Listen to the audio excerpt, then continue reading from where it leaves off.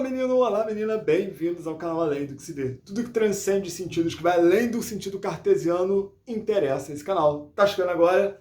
Novato um pedaço? Dá uma clicadinha aqui embaixo no botão inscrever-se para colar com a gente aí que é só sucesso. Bom, nós estamos encerrando aqui a nossa última etapa do nosso curso aí, nosso mini curso de baralho cigano. Se você não assistiu os outros vídeos, você tem que assistir a parte 1, a parte 2, a parte 3, a parte 4, para você tomar a ciência do significado de todas as cartas.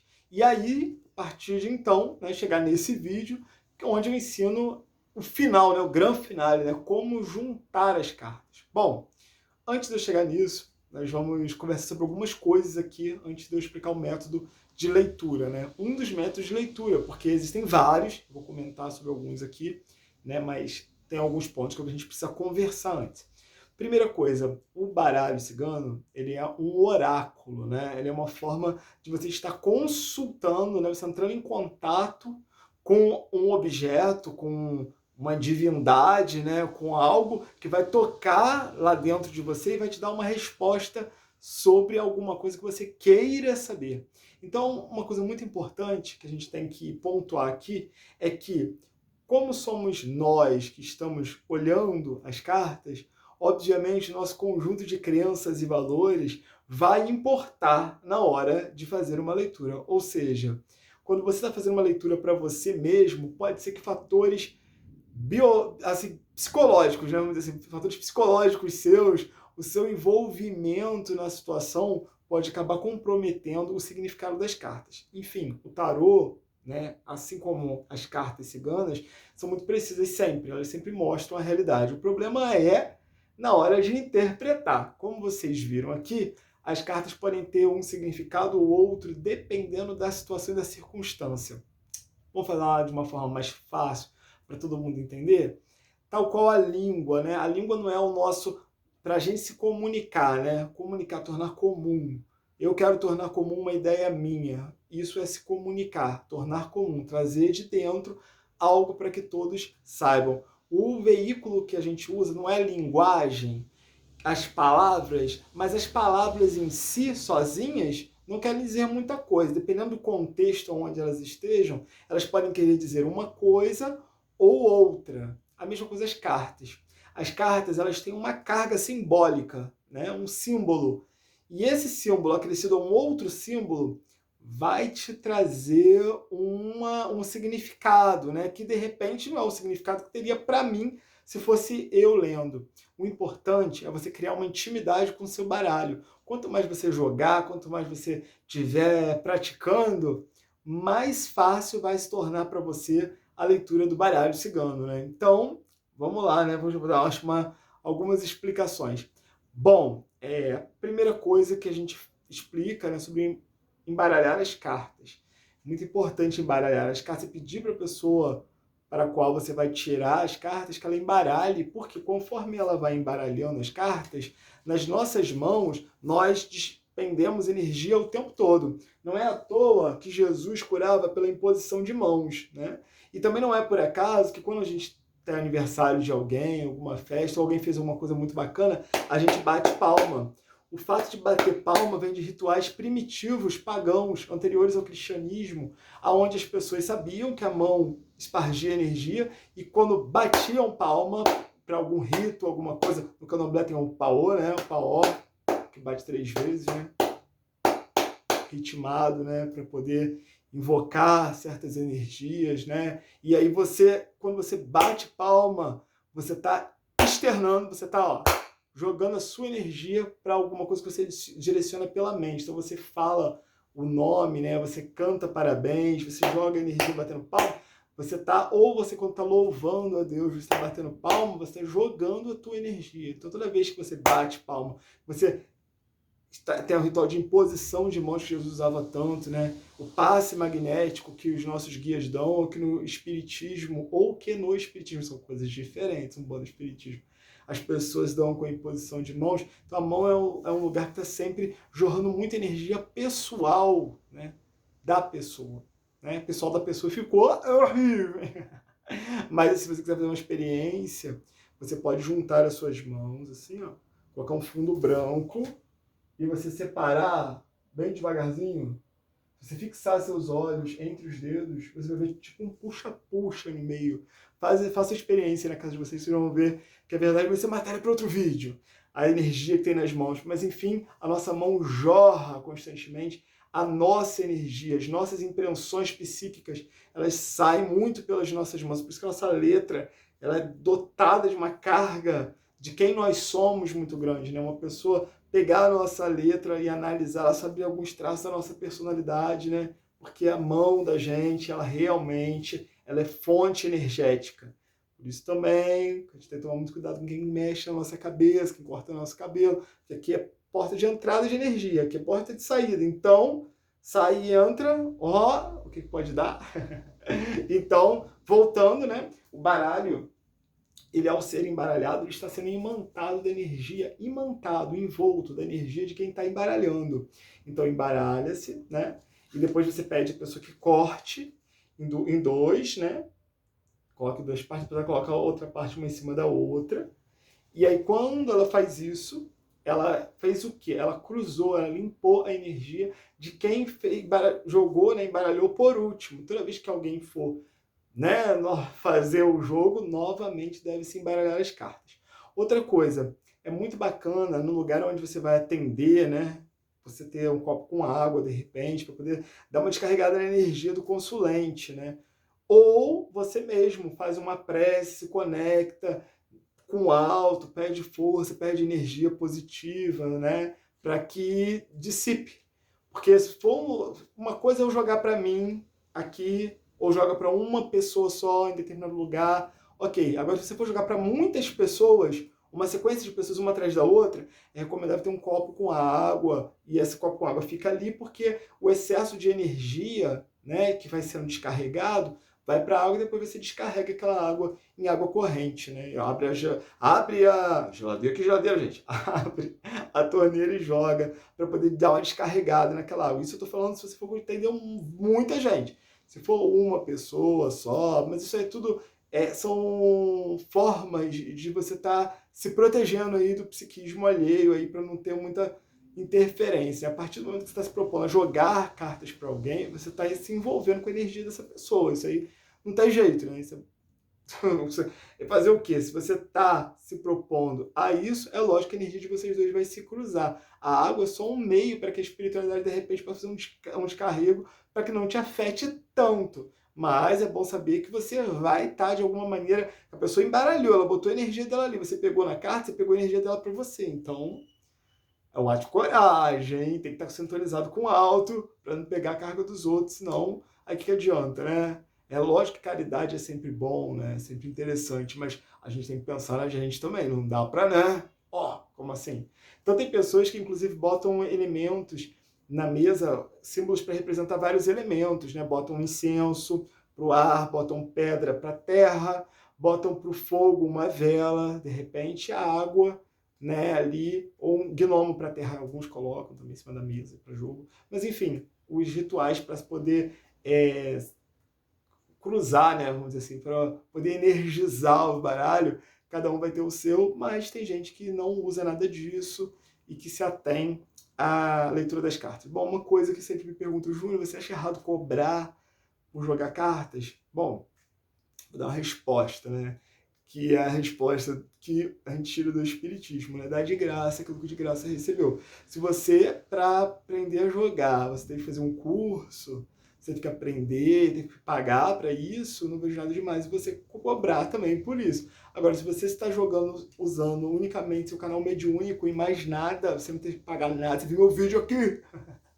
E tá jogando de graça, porque você recebeu de graça, ok. Agora, eu penso que quanto mais a gente doa, mais a gente recebe, né? Eu não tô aqui para julgar ninguém. Quem sou eu para julgar, né? Existem algumas tribos ciganas, inclusive, que existe a tradição de que tem que ser pago o jogo. Então, cada um vai ter seu posicionamento aí. Enfim, vamos lá sobre as cartas. Depois que o consulente embaralhar, ou você mesmo, né? Embaralhar e cortar as cartas, colocar uma parte em cima da outra, existem vários métodos a serem ditos. Existe um método chamado a mesa real. Mesa real é o seguinte, vai usar as 36 cartas, elas vão ser dispostas. Então, se são 36 cartas, pensa comigo, ó, 36 A gente vai dividir por 4 fileiras de 9 cartas. Você coloca 9, 9, 9 e 9. Assim você vai desvirando as cartas e vê aonde está a carta. Ou, né, aí se for homem, você olha a carta do homem, né? Carta representativa do homem. Se for mulher, para quem você está jogando, a carta representativa da mulher. Se você for homem, você olha a carta do homem. Se você for mulher, você olha a carta da mulher. E você vai olhar as cartas que estão em volta dessas cartas, né? E como assim as que estão em volta? A que está em cima, a que está embaixo, a que está de um lado, a que está do outro. E aí, baseado na localização das cartas próximas, você vai fazendo a leitura. Bom, essa leitura é muito complexa para eu explicar aqui. Cabe até um vídeo, se vocês quiserem. Júnior, faz para mim aí um vídeo sobre a mesa real e tudo mais. Coloca aqui embaixo que eu faço mais para frente. Eu vou ensinar para vocês o básico do básico do básico, porque esse é um mini curso, né? Um curso para quebrar o galho aí, só para dar um gostinho de como funciona essa cultura tão interessante, né? Então, o que acontece? Depois que baralhar as cartas, o método que a gente pode usar é o método das 3 cartas. Como assim? É simples. A pessoa vai cortar e quando ela corta, ela já faz a pergunta do que ela quer saber. Você dá para a pessoa embaralhou, aí bota as cartas todas em cima da mesa e você pede a pessoa para poder cortar, normalmente com a mão esquerda, porque a mão tem a ver com o inconsciente, né, com as coisas ocultas, né, parte esquerda. Então, ela corta com a mão esquerda e aí mentalizar. Júnior, e se a pessoa não tiver a mão direita, não pode acontecer? Claro que pode acontecer. Aí ela corta, não tem problema nenhum, ela corta com a mão direita, gente. Ou ela está impossibilitada por algum motivo, algum movimento físico, não tem problema. É uma coisa simbólica, né? Então, corta-se com a mão esquerda, normalmente, tradicionalmente, com a mão esquerda. Depois pega o resto, e quando ela cortar, ela tem que mentalmente ou falar para você a pergunta. E aí você coloca a outra parte em cima. Nisso, o que você vai fazer? O método da tiragem de 3 cartas. Você vai tirar 3 cartas. Tira 1, 2, 3 na sequência. As primeiras, 1, 2, 3. E essas 3 cartas, você vai ler o significado delas da esquerda para a direita. E sempre o significado você vai ter que estar atribuindo uma carta mais a outra, o que significa, como se fosse uma historinha que você está contando. O significado de uma mais a outra, o que aquilo significa para você. Ó, e como eu te disse, as cartas elas podem querer com os desenhos, mesmo desenho dizer uma coisa para você e outra coisa completamente diferente para mim. As mesmas cartas podem dizer não para você, pelo seu entendimento, e sim para mim. Ué, como assim? Não entendi. Bom, são símbolos, e os símbolos vão falar com o seu psiquismo, com o seu interior, com a sua espiritualidade. Daí a importância de você fazer uma prece sincera, se conectar com o alto, para que você realmente veja o que as cartas estão querendo te mostrar, e não o que você gostaria de estar vendo nas cartas. Ou seja, quanto mais você não conhece direito a pessoa e tudo mais a tendência de ser mais assertivo, né? Porque menos envolvimento emocional você tem para estar torcendo para que uma situação aconteça de um jeito ou de outro. Enfim, você vai interpretar as 3 cartas baseadas aí. Vou pegar as primeiras cartas aqui para a gente poder fazer um teste, por exemplo, para todo mundo ter mais ou menos uma ideia de como pode ser, né, a situação. Aí você vai lá, embaralhou e tirou 3 cartas. Então, vou dar o exemplo. Por exemplo, saiu aqui, ó. E vou virar aqui para vocês poderem ver. A noite, navio e a âncora. E aí, como é que você vai fazer para interpretar essas cartas? Você tem que olhar para elas e buscar o que lembra, tem os significados que eu passei, né, de cada carta, né, que a gente pode se basear neles, mas a gente não deve se prender única e exclusivamente a eles. As cartas a gente sempre lê da esquerda para a direita, né? Então, na verdade, elas estariam assim para mim: a carta da noite, a carta do navio e a carta da âncora aqui do lado. Então, a gente tem que parar e pensar assim: bom, o que isso pode significar? Respira fundo e sente o que a carta está querendo te mostrar. Ó, um navio do lado de uma âncora, e sempre é da esquerda para a direita, como eu falei, primeiro à noite, né? Então, a gente poderia interpretar isso da seguinte maneira: depende do que a pessoa perguntou também, né? Vamos supor que a pessoa perguntou assim: eu tô me envolvendo com uma pessoa agora, acabei de conhecê-la, e aí, o meu relacionamento vai dar certo ou não vai, né? Eu tô combinando de me encontrar com alguém, mas eu não sei se essa pessoa vai querer ou não vai querer ficar comigo e tudo mais. Serão essas cartas. Então, vamos lá. Essa carta, a noite, né, estrela, né, é uma carta boa, tem a ver com espiritualidade, lembram disso? Então a gente poderia dizer o que sobre isso? O navio, lembra que é mudanças graduais, mudanças lentas, e inclusive a âncora é baseada em esperança e tudo mais. Então, Se a gente fosse juntar tudo, o navio com âncora, navio ancorado, navio para, né? E a noite é um bom presságio, né? Então a gente poderia até entrar no sentido de que à noite, né, numa noite, esse relacionamento vai ser ancorado, o navio vai ancorar. Então ele vai, de repente, parar e trazer uma realização. Ou seja, tudo indica que esse relacionamento vai engatar aí. Normalmente, até assim, você não ouvir a pergunta que a pessoa vai fazer, você precisa a pessoa embaralhar e mentalmente ela fazer a pergunta, às vezes você falar para ela o significado das cartas para que ela monte a resposta. Também pode ser uma alternativa, mas sempre assim, você olha o significado, o que uma junto com a outra pode querer. Vou dar um exemplo aqui, né? De repente você olha, pegar duas cartas qualquer aqui, para poder mostrar para vocês. Se a gente pega assim, ó, a foice com a cegonha, a gente interpreta o quê? Foice é corte. Corte, cegonha é coisa nova. Alguma coisa nova sendo cortada, né? Tendo um corte de alguma coisa nova. Uma coisa tendo um corte, depois de um corte, surge algo, né? E se fosse ao contrário? Aí alguma coisa vai surgir e logo vai ser cortada. Dependendo da posição como as cartas estão, elas podem ter um significado ou outro, né? Tudo depende da ordem também. O que eu estou querendo dizer, vou pegar outro aqui, para dar mais um exemplo aí antes da gente fechar aí. Por exemplo, o livro e aqui o encontro. Então, se a gente tem assim, o encontro e o livro, a gente pode querer dizer o quê? Vai ter um encontro às escondidas. E se a gente tiver o contrário, né? Primeiro, assim, né? O encontro e o livro. O encontro às escondidas. Então, ao contrário, um segredo sobre um relacionamento. Né? Então, você vai descobrir um segredo sobre um relacionamento. Tem alguma coisa, um segredo sobre um relacionamento. E assim, um relacionamento em segredo. A gente sempre tem que olhar a primeira carta da esquerda, dar maior importância a ela, e o que vier depois a gente corrobora o sentido anterior. É sempre assim uma historinha que se conta da esquerda para a direita com 3 cartas, pode ser com 2, igual eu fiz aqui agora também. Enfim, o que importa é a gente manter a sintonia com o povo cigano, pedir aos nossos mentores, pedir a orientação necessária e abrir as cartas e sentir o que aqueles símbolos estão querendo nos dizer. Porque como eles estão falando com você, eles sabem o que você associa a quê. Por exemplo, de repente, para nós que somos umbandistas, por exemplo, a gente ter a carta do caixão. Vamos supor, essas cartas aqui, né? Se olhar o caixão e o... Gente, de repente para vocês pode estar sendo ao contrário, porque a câmera está virada assim, esquerda e direita, mas vocês estão entendendo o que eu estou falando, né?